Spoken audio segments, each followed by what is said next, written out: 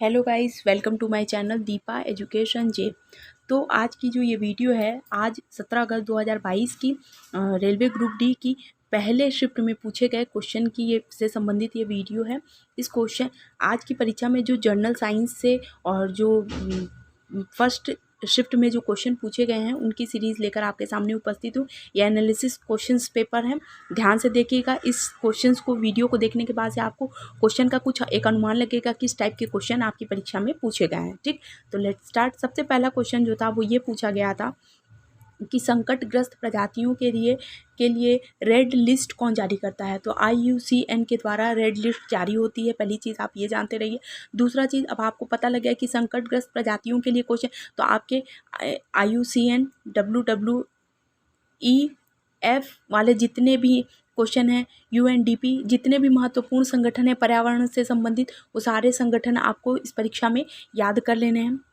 आगे दूसरा क्वेश्चन है, वेद समाज की स्थापना हुई थी, कहाँ पर हुई थी पूछा था, मद्रास में हुई थी और इसकी स्थापना की थी केशव चंद्र सेन ने।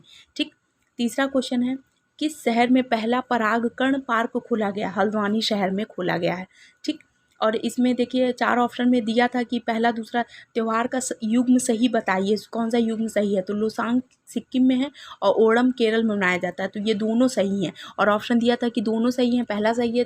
दूसरा ऑप्शन दिया था कि तीसरा ऑप्शन दिया था कि दूसरा सही है। चौथा ऑप्शन दिया था दोनों सही हैं। तो आप बताएंगे कि दोनों सही हैं, क्योंकि लोसार अगर पूछता है तो आप बताते हैं कि तिब्बती क्षेत्रों का त्यौहार है और लद्दाख क्षेत्रों में मनाया जाता है। ठीक, आगे क्वेश्चन दिया था कि बापू द अनफॉरगेटेबल पुस्तक किसके द्वारा लॉन्च की गई, मतलब किसने इसका।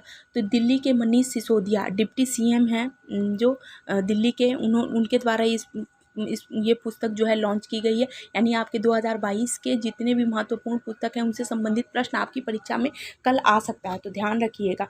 फिर दूसरा और क्वेश्चन दिया था कि भारतीय रेलवे की सबसे लंबी मालगाड़ी का नाम बताइए। तो वासुकी है भारतीय रेलवे की सबसे लंबी मालगाड़ी का नाम। इवन इसमें जोन भी पूछा गया था कि ये इस जोन से उस जोन को जोड़ने वाली पहली मालगाड़ी का नाम बताइए, वासुकी है।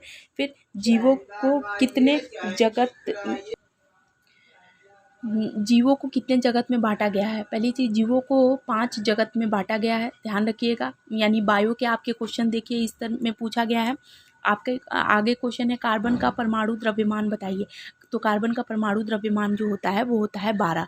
ठीक, आगे क्वेश्चन है कि नींबू के रस का pH वैल्यू क्या होता है। तो लगभग 2.2 होता है नींबू के रस का pH वैल्यू। यानी pH वैल्यू से आप क्वेश्चन को ध्यान रखिएगा, pH वैल्यू से भी क्वेश्चन आ रहे हैं। ठीक, फिर न्यूट्रॉन की खोज किसने की थी। तो जेम्स चैडविक ने न्यूट्रॉन की खोज की थी। इसके अलावा आप इलेक्ट्रॉन और प्रोटॉन न्यूट्रॉन की खोज कर्ता के बारे में नाम जान जाइए, क्योंकि इस टाइप के भी क्वेश्चन देखिए आपकी परीक्षा में आए हुए हैं। आगे टाइफाइड किसके द्वारा होता है। तो टाइफाइड जीवाणु के द्वारा होता है। अब आप जीवाणु और विषाणु से होने वाली बीमारियों को एक बार ध्यान से पढ़ लीजिए कि इस रोग से संबंधित एक प्रश्न आया हुआ है आपकी परीक्षा में। यूनेस्को का मुख्यालय कहाँ स्थित है। तो यूनेस्को का मुख्यालय है पेरिस में, फ्रांस। ठीक, ध्यान रखिएगा, मुख्यालय से संबंधित क्वेश्चन आया है। अभी तक 3 क्वेश्चन इस परीक्षा में आ चुके हैं मुख्यालय से संबंधित, तो ध्यान रखिएगा। इससे क्वेश्चन आपके बनने हैं। तो इम्पॉर्टेंट ऑर्गेनाइजेशन जितने भी भारत के, वर्ल्ड के इवन, तो उन सबको आप एक बार बहुत अच्छे से रिवीजन कर लीजिए, अच्छे से पढ़ लीजिए। मस्तिष्क के कुल कितने भाग होते हैं। तो मस्तिष्क के मुख्यतः 3 भाग होते हैं। ठीक, आगे है, जठर ग्रंथि द्वारा स्रावित प्रोटीन पाचक एंजाइम का नाम बताइए। तो पेप्सिन जो होता है वो जठर ग्रंथि के द्वारा स्रावित होने वाला एंजाइम होता है। ये बायो का क्वेश्चन है। फिर भारत की सबसे बड़ी प्रायद्वीपीय नदी कौन सी है। ध्यान रखिएगा, गोदावरी भारत की सबसे बड़ी प्रायद्वीपीय यानी भारत का ये वाला जो दक्षिण वाला क्षेत्र होता है जो तीनों तरफ से पानी से है, उसे प्रायद्वीपीय कहते हैं। प्रायद्वीपीय की सबसे बड़ी नदी जो होती है वो गोदावरी नदी होती है। ज्योग्राफी का क्वेश्चन आया था आपके GS में से रिलेटेड। तो ये 17 अगस्त 2022 का एनालिसिस पेपर था। आपको इन क्वेश्चन के माध्यम से आपको पता लग गया कि किस टाइप के क्वेश्चन परीक्षा में आ रहे हैं। तो आप ध्यान रखिएगा, इस टाइप के क्वेश्चन आपको तैयार करके कल की आपकी परीक्षा में जाना है। और इसके साथ साथ आप इन क्वेश्चन को देखने के बाद आपको एक अनुमान लगेगा कि किस टाइप के क्वेश्चन पेपर आपकी परीक्षा में आ रहे हैं रेलवे ग्रुप के। देखिए पेपर का जो अभी तक स्थिति निकल रही है वो बहुत ही ज़्यादा टफ नहीं है, बहुत ही ज़्यादा पेपर बहुत हाई लेवल का नहीं आया है। पेपर जो है वो बिल्कुल सामान्य लेवल का है। तो आप इस बात को ध्यान में रखिएगा, आपकी जो तैयारी होनी चाहिए वो हाई होनी चाहिए। पेपर बहुत ही ठीक आ रहा है। आप सारे अभ्यर्थी इस वीडियो को देख लीजिए। आपको इस वीडियो को देखने के बाद से क्वेश्चन का एक आइडिया लग जाएगा कि किस टाइप के क्वेश्चन आपकी परीक्षा में आ रहे हैं। तो आई होप कल भी ऐसे ही एनालिसिस पेपर के साथ आपके साथ मौजूद होंगी।